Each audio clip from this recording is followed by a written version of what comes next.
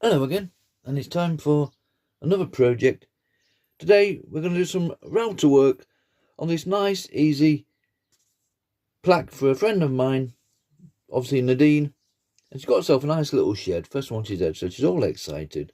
So she doesn't know I'm doing this, so I'm going to do a little Nadine shed plaque just for her to put on the front door. And it's on rough old fencing wood. I like to take 10 minutes just to sand it all down. Best it starts life, like a rough old piece like that. But I give it 10 minutes with a good old belt sander, and it comes up really smooth and it's acceptable.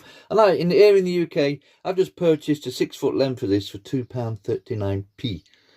Well, that is in dollars. You can work out yourselves.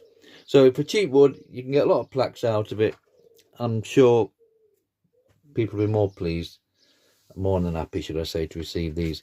As always for me, we've printed it out on standard printed paper. We've attached it a bit of painter's tape. Any tape would do, obviously. And for me personally, good old bit of carbon paper underneath. Some nice fresh carbon paper. Not like the stuff I use. This is really dry. I don't know if it would even work still. No, it's dry, so that don't work. But you want a nice fresh carbon paper. Pop it in there. And you just draw around a full piece. I have been, there are people out there that will stick that straight to the wood and literally write around the paperwork. I have tried it myself, and I just certainly won't try it again. So carbon for me, pop it on. I prefer to use a biro or a pen, it just stands out better, and we will just draw around this. For me, this is all part of the process. And that way, should Nadine get 2 or 3 more sheds, we can do 2 or 3 more plaques with the identical template. And that's it. That's all ready to go now. So that's nicely transferred onto our piece of wood. It measures in at 11 inches roughly by 5 inches. And it's on the rough old fencing wood or gravel boards. And they're literally just slightly over ½ inch thick. Now on this one, we're going to do it all outset. So basically we're going to remove all the outer sections. If it was inset, we'll route out the letters themselves. So we're going to route out all the background. To take your time to mark off the areas that you want to remove, you'll come back, start removing the inset bit. Well, then that's the end of your project. So I tend to just go around and mark off roughly what we want, like so. You notice on this one we've rounded the edges off. I've just simply got a milk bottle top, put it on there and drew around it. Anything that's got a bit of a circle on, I'm sure you could pop it on like so. Get your 2 corners to match. Literally draw around that. Then I brought it in by so many mil, drew another line, and simply just lined them all up. All freehand, nothing too fantastic. We're not into measuring anything too superb. At the end of the day, it's just a quick old plaque to go on somebody's shed. Now for routing out purposes, as always for me on these ones, little CNC bits. They come in different degrees. This is a 10 and 15s in there. I think there are 20s in there, and that is basically just the end of the cut. If I can just find one here, I think this is going to be a 15. If we can get it in focus, there we go. That's a 15 degrees. It don't really matter to me. By the time I've cleaned out the remainder, that degree of angle has basically disappeared. So we will use this to come in and route out all this section up to the line there. Never route out on the line. If you've done this little small section here on the line there, and you've routed out on the line there, you've narrowed that bit there. So you've got to be up to the line. If we're inset, we'll go up to the line that way. So just remember, literally just touching the line, and we'll follow it all the way around, all the old piece. We'll also go around the framework, remember.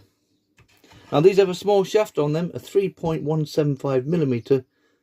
Now they will fit a Dremel, no problem, if you've got the Dremel router attachment. But for a 1/4 inch router, you need what they call an adapter collet. It's basically just a little tube like so, with a couple of slits inside. That is 6.35mm or 1/4 inch. And you literally just slot that in there like so. That's now got your 1/4 inch shaft on, and that will fit your 1/4 inch router, no problem. If your router takes ½ inch, you also need the bigger adapter. So we pop that in our router. I'll work on 3mm, which is literally the thickness, as we've just said, of one of your CNC bits. 3.175mm. We'll call it 3mm for daftness. I made myself a little gauge here. You can purchase depth gauges, and I know that's the right one there. Number 2, as we say. And that just literally is the same thickness as your CNC. That one's a little bit deeper, but it's roughly, it doesn't matter. It might be slightly over, it might be slightly under. We are not overly concerned. So we'll pop that in the router. We'll go around all our letters inside there, and on all those as well. Remember, let's just mark that one off. We don't want to start missing out with that, do we? And the same inside there. Once we've done all our line works, we'll pop on a little end milling bit. Remember, there's different bits out there. There's profile bits, liner bits, spiral up cuts, down cuts, left, right and centre cuts. I don't know, but you just find one that suits me. But for somebody that's just starting off and you don't want to waste too much money, little CNC bits, end milling bits, you are good to go. And we will pop one of those on. Nothing too big. Try this little green one here. That fits the same adapter if I can find it. And we will slot that in there. Set it to the same depth. Remember, we'll call it 3mm. And then we'll just start clearing out all this outer area. And this is just a nice size because I think we can just squeeze it down there in between our letters. And then literally just inside there as well. Okay, so here's our two little bits sorted. The CNC bit to start us off with, and the end milling bit to do all the clear out. Once we've done that, we'll give it a general tidy up with a Dremel and an engraving bit. Cut it out quickly on a scroll saw, nothing fantastic. And then we're looking to what we're going from there as regards to painting, staining and finishing it off.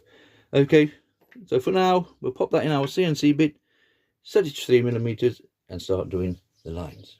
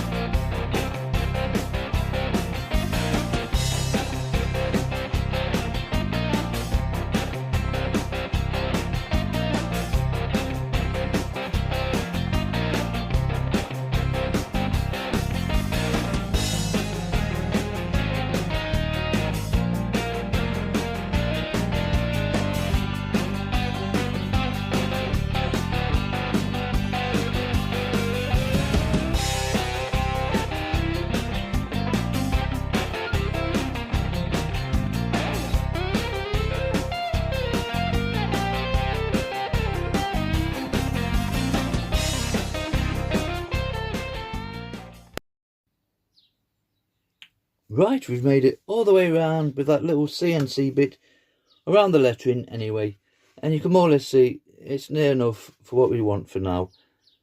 Having said that, I've just noticed that I've missed a section. We've got a little piece to do there, so we've been caught out with that. Well, that's no problem. Remember, we've got to go in and route out all the inner framework, just that one line all the way around there, just enough to leave us that little border. Now, if you're new to routing and stuff and you want to take your time, when you come to these end pieces, we've literally got 1/4 of an inch here to play with. And when you come with your router, your balancing there could be pivoting a little bit. The best option is just get a piece of wood of the same thickness, and you can just temporarily just have that resting alongside like so. So when you're coming with your router, you've got more pieces for it to rest on while you do your bit of routing. That's why I tend to leave all my cutting out to the last minute. So we've got more of an area to work on there. And that strip down there, remember, we're going to cut all that out. That leaves enough there. So we'll go back to the CNC bit. Basically remove that inner framework, the lines on that should I say. Not forgetting that little section we've missed there. And when we come back, we'll pop in one of those end milling bits. And then we'll start removing all the background area. Let's do the framework first.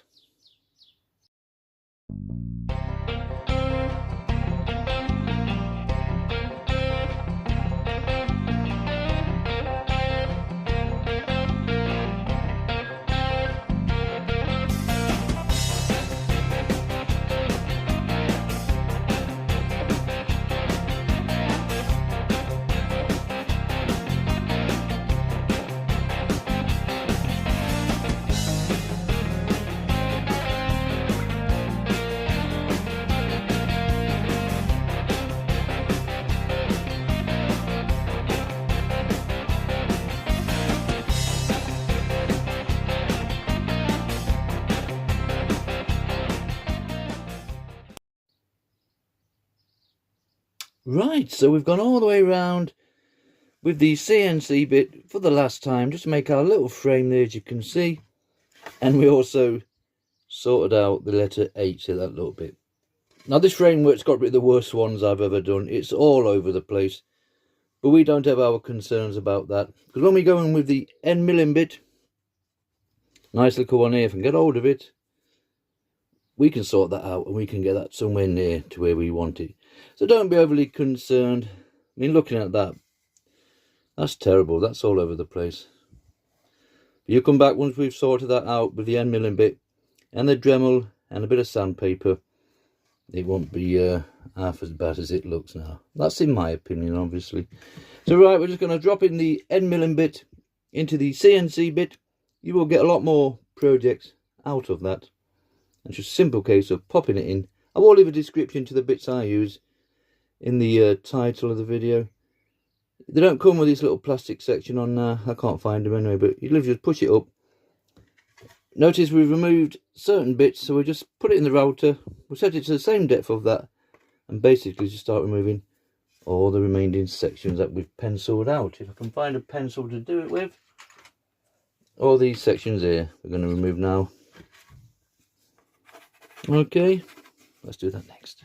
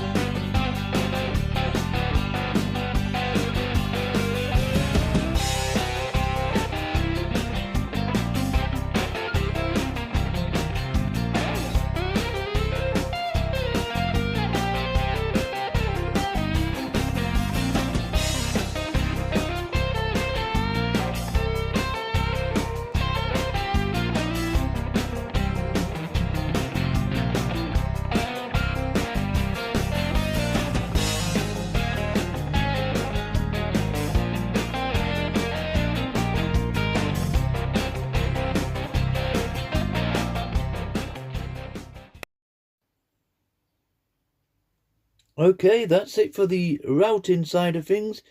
We've cleared all that background out with those end milling bits. They come out really nice, no problem with that. Now it's still slightly rough looking, but we will sort that out with a Dremel. Personally myself, I just use these cheap old engraving bits from eBay, Amazon, that kind of thing. And we get one, it's got a nice flat end on. These are all rounded off obviously. But we have one in the flexi cable. That basically just attaches to your Dremel. I wouldn't be without this. I can certainly recommend this one. And I don't get Dremel parts. These are just eBay's and I've had no issue with these. And it's cost next to nothing compared with the Dremel one. So we'll get one with a nice flat section there. That'll just allow us to get inside. And we'll go around, give it a bit of a tidy up. These sections there, we could tilt it at an angle. Just to bring that in a bit nearer like so. With the router, when you do have sections like this that are pointed, as I come in with the router, I tend to just lift it up away from the wood. And the bit itself will obviously come to a point in the end. Instead of just being rounded off. I can find one. See that one there? That's basically just rounded off. So I've just come in with the CNC bit. And just done so. But if you want more of a point, just lift the router up as you come to that corner. And you can make it to a nice point. Like so. So we'll tidy up with the engraving bit. Good bit of good old sandpaper. A little mouse sander. Sort all that out. Before that though, we're going to cut it out on a scroll saw. Nothing fantastic, so we won't show too much of that. We're just going to cut it all the way down there. We'll cut around these corner sections. Bit of sanding down on a belt sander. Me personally, I like to use a spiral blade. Any blade will cut this. You could cut this out on a bandsaw just as easy. So we cut it out, do all our tidying up. Once that's all nicely done, we're going to do something with this background, but I'll show you that in a minute. But for now, let's just do the little list that we've got in front of us.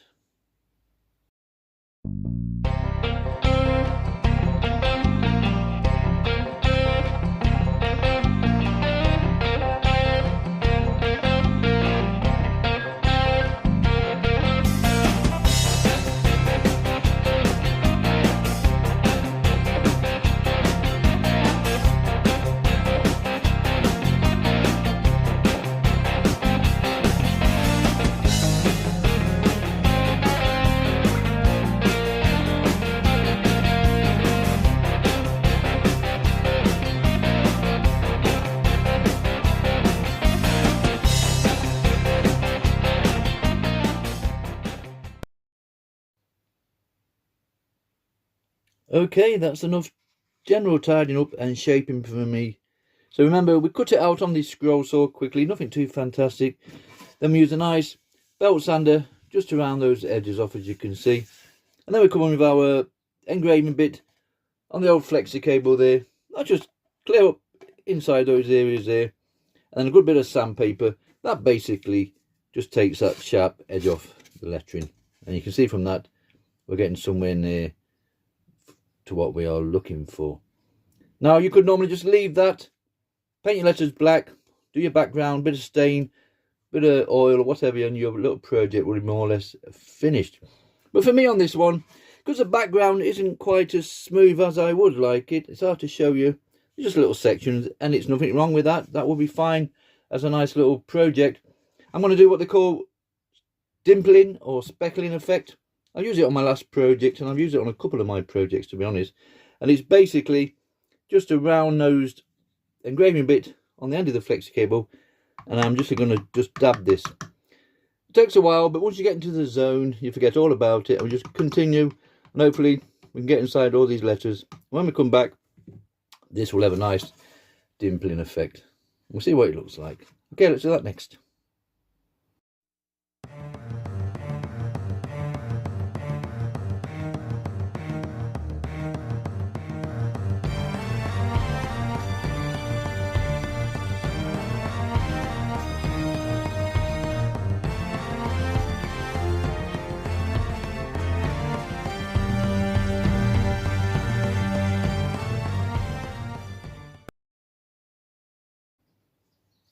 Okay, that's it for the speckling side of things. Takes a couple of minutes to do, but once you get into the zone, it's quite easy.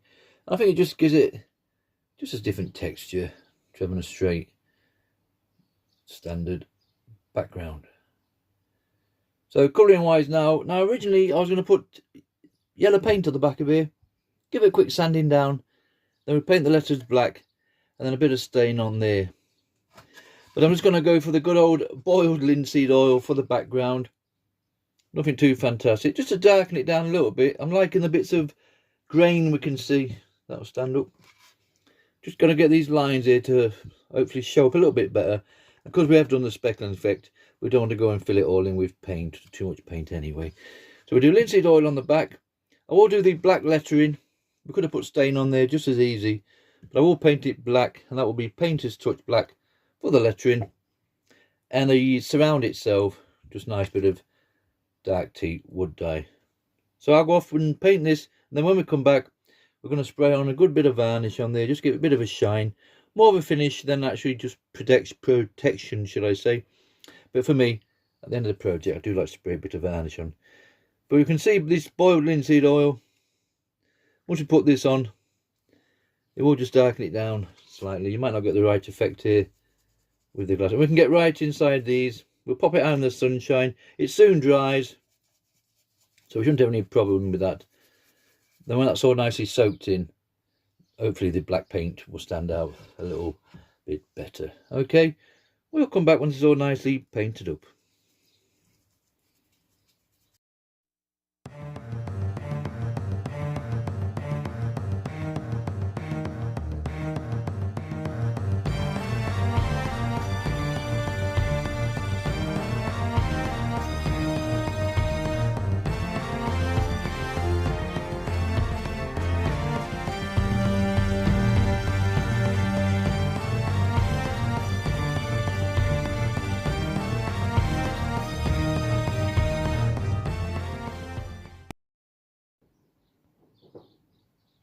Okay, that's it. This little project is finished.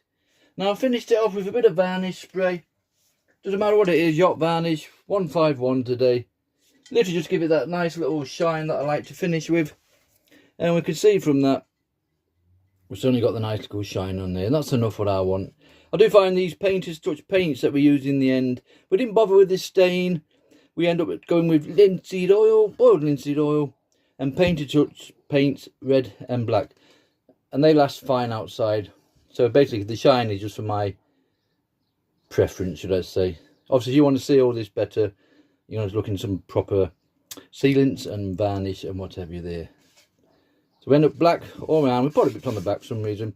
Now for hanging purposes, like the ones on my gate, I'll literally put this against the shed door and put the screws through the door, the shed door should I say, and straight into the back of there.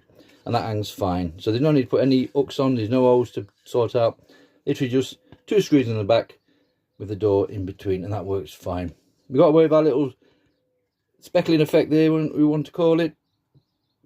And that's fine. Just remember, it's just cheap fencing wood, and it measures in at 12 inches by 5 inches high.